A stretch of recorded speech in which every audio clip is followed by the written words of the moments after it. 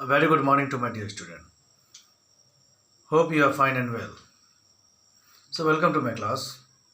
So today we'll be discussing our fifth chapter of economic application, that is agriculture.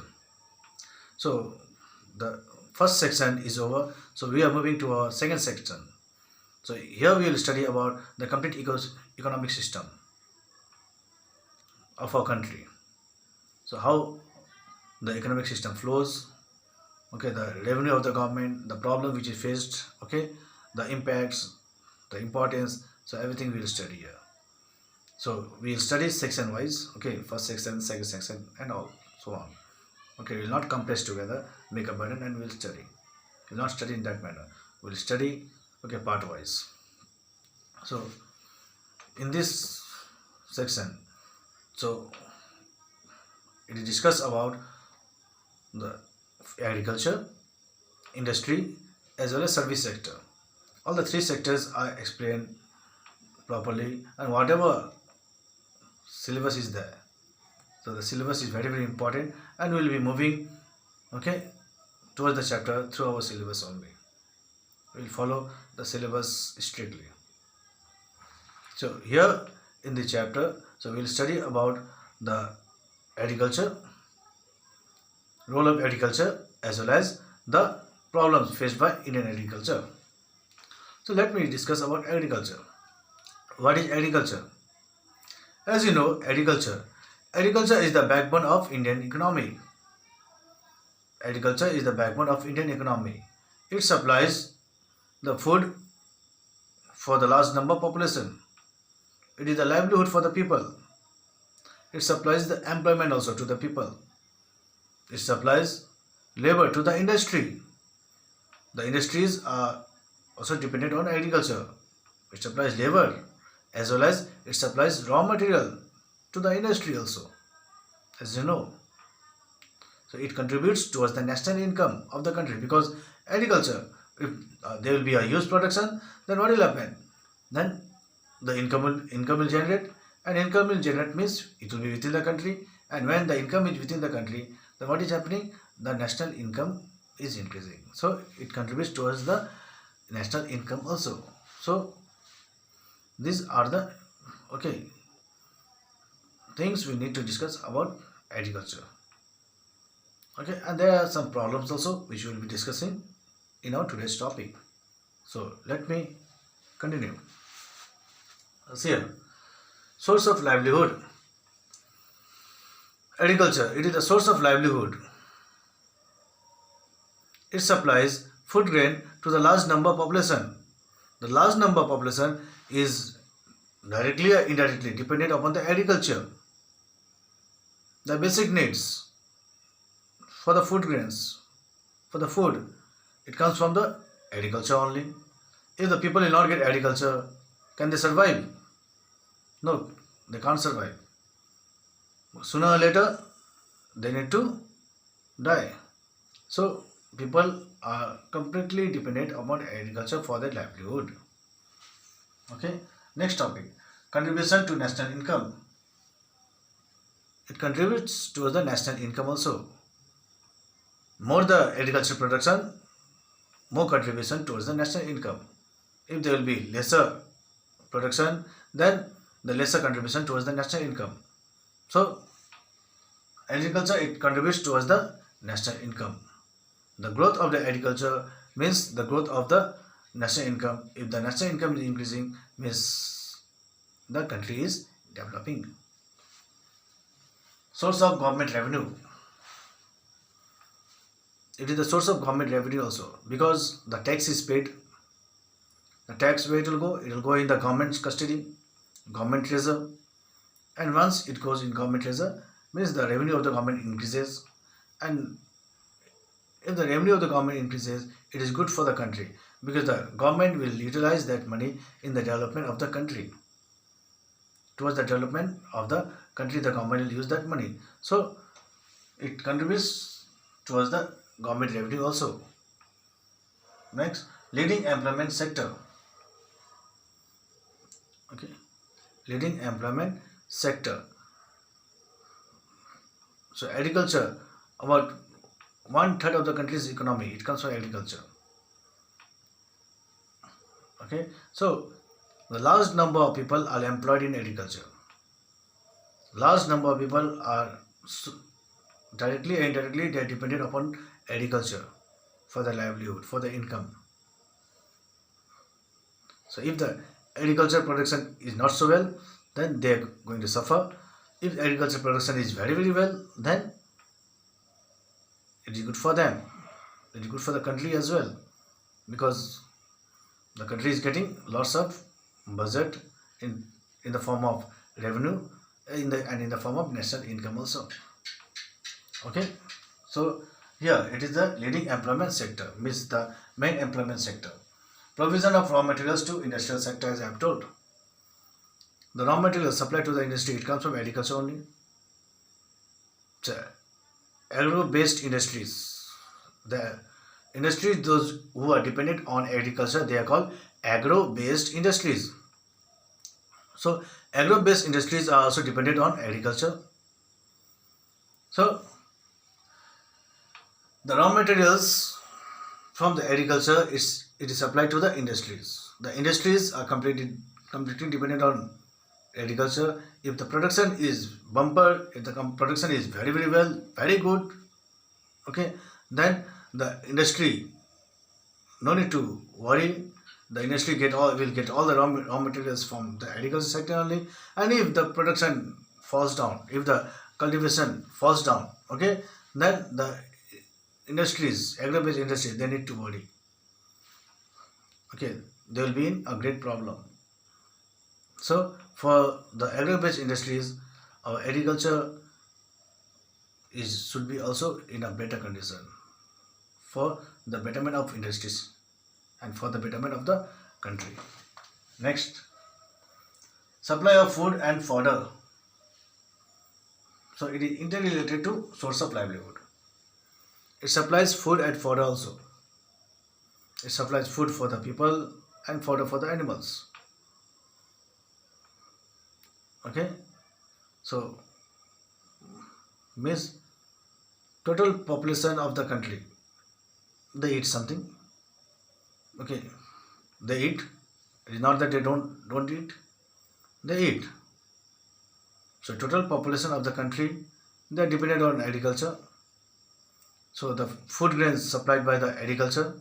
So it is okay. It supplies food for the people and the fodder also. Next is your contribution in international trade. It contributes towards the international trade also. The international trade, okay, is directly related to agriculture. So international trade means your import export, exim, EXIM. Okay, export import. Okay, so but here it will be export. When the country's agriculture becomes bumper, surplus production, when there is a surplus production, then what happened? That in that case, okay, export is done. The goods are sent from our country to other country, and from other country we get the foreign currency. And when our country will be having much of the foreign currency, then our country will be moving towards the development. Okay, the country will be progressing towards the development. So contribution in international trade, it is a must. Okay, economic prosperity. Our country's economy will prosper, will grow. Once our agriculture system will grow, then our country will grow. How the country will grow? Because the flow of income will be there. If the flow of income will be there, then there will be the contribution in national income. And if there will be contribution in national income, then the government will get revenue also because of nice production. Once the government will get revenue, then the government will utilize that money in the country's prosperity, country's development. So if the country's development will be there, then the people's development will be there. Then ultimately the economic prosperity is created. Okay, so this is how what is the role of agriculture? So, source of livelihood, contribution to national income, sources of government revenue, leading employment sector, provision of raw materials to industrial sector, supply of food and fodder, contribution in international trade, economic prosperity. These are the 8 points. Next, come to problems. Okay, land tenure system. Land tenure system is the biggest problem of Indian agriculture, because most of the people, most of the farmers, they don't have their own land. They don't have their own land. They need to depend on somebody else, somebody else's land, like zamindars. Zamindars, landlord, a big landlords, a big zamindars. They have a large plot of land, and the farmers, they do the work. Okay, suppose the zamindar is there having a big plot of land, but he is not doing work, but he is giving to the farmer. So what the farmer does, the farmers, he contributes everything, all the expenses the farmer bears. Thus he takes the land, and whatever the contribution is, he takes 50 and he gives 50 to the zamindar. Whether it is loss or profit, whatever else, he need to give the share to the zamindars. Why? Because he don't have land. Okay, and the tax system is also there. Okay, in land tenure system, subdivision and fragmentation of holding. Okay, subdivision, the land is divided among different parts. The land is divided, and fragmentation of holding. Okay, fragmentation, because the increasing of the population decreases the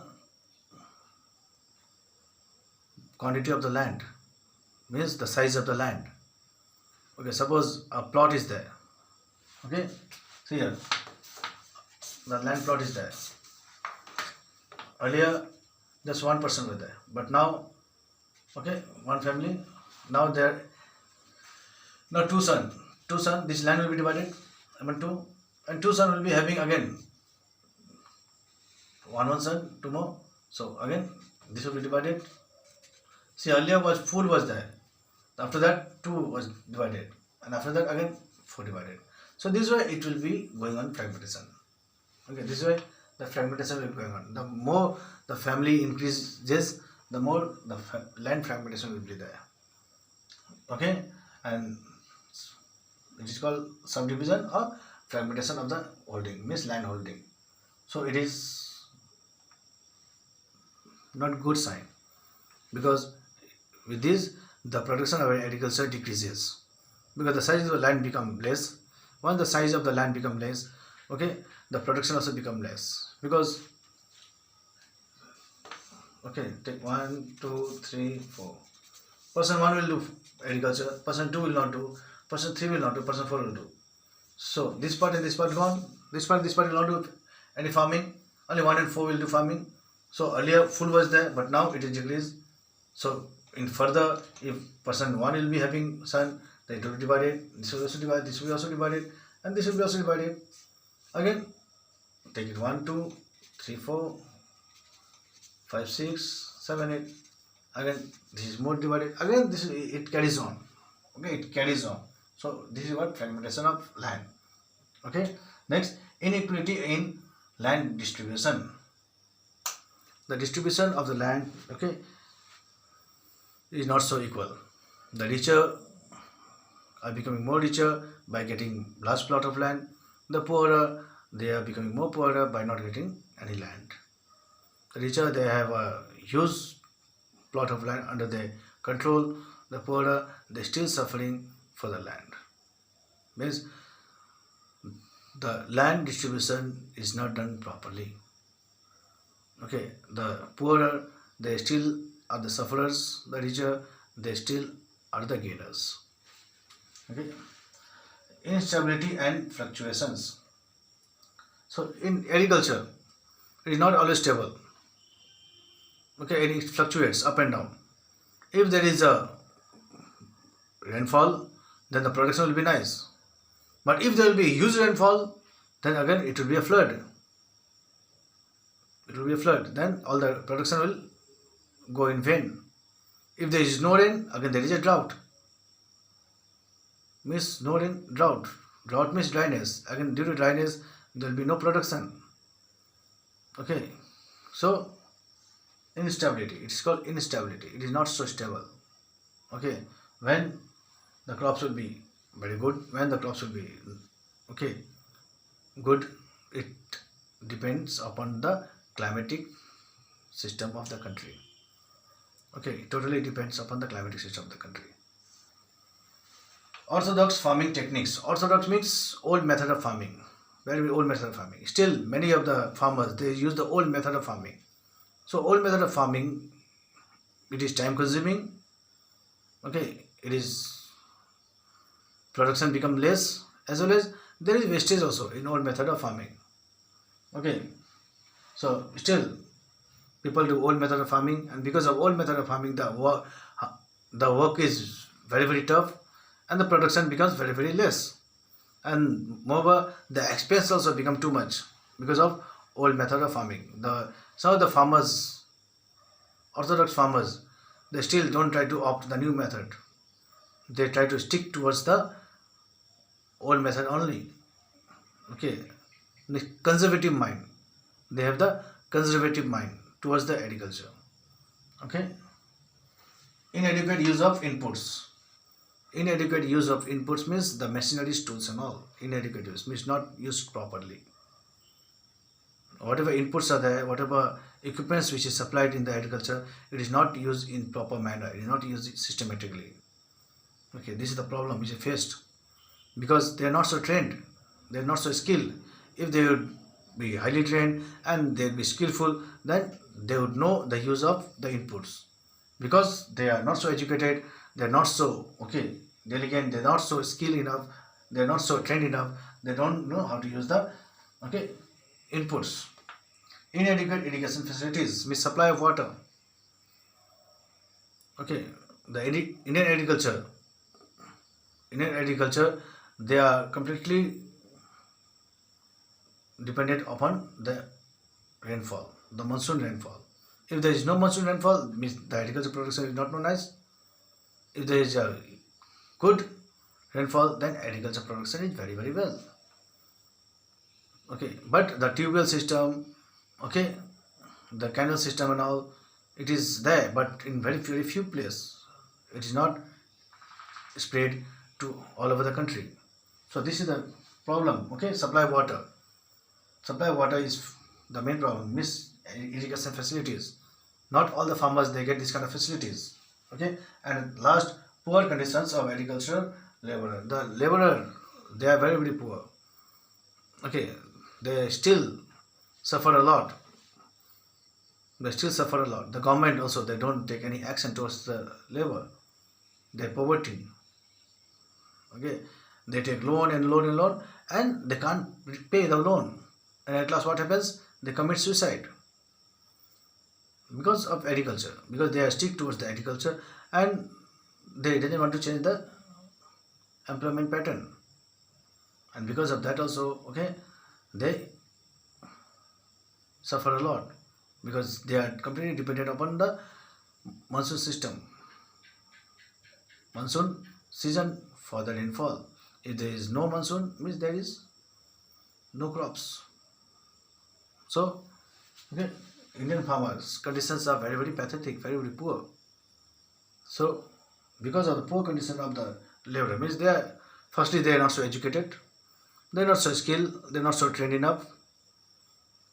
Okay, because of these all reasons, okay, they suffer a lot.